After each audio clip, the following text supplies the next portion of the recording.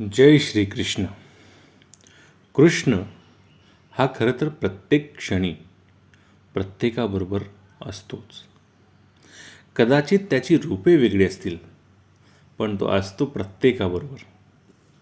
पण प्रत्येकाला त्याला ओळखताही यायला हवं.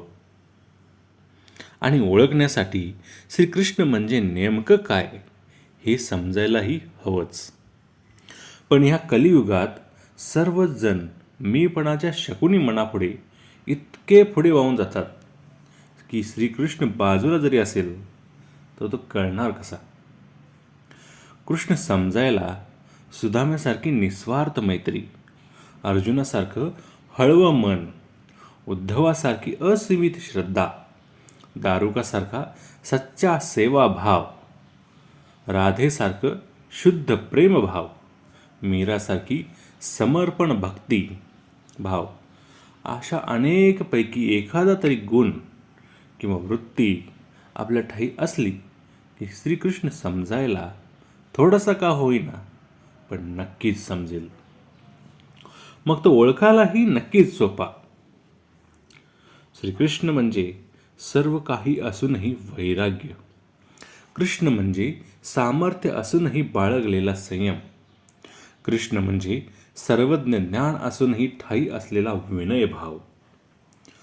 कृष्ण म्हणजे समस्येप्रमाणे धारण केलेला आकार. कृष्ण म्हणजेच अर्थ कर्म धर्म व काम याचा समतोल साधणारा स्थितप्रज्ञ योगी. कृष्ण म्हणजेच साम दाम दंड भेदनुसार आयुष्यात मार्ग दाखविणारा गुरु. 64 विद्या व 16 गुणांचा स्वामी म्हणजे श्रीकृष्ण. तो जेवढा सहज तेवढाच अवघड.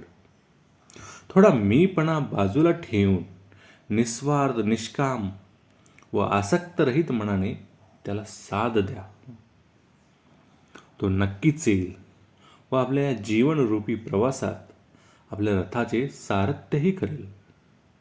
फक्त मीपणाची वृत्ती सोडून समर्पित मनाने निस्वार्थ वृत्तीने श्रीकृष्ण भावभावित होऊन पूर्ण श्रद्धेने शरण जाता आलं पाहिजे. मग जो समजेल, उमजेल, कळेल, मिळेल तो सर्व एकच म्हणजे श्रीकृष्ण. श्रीकृष्ण.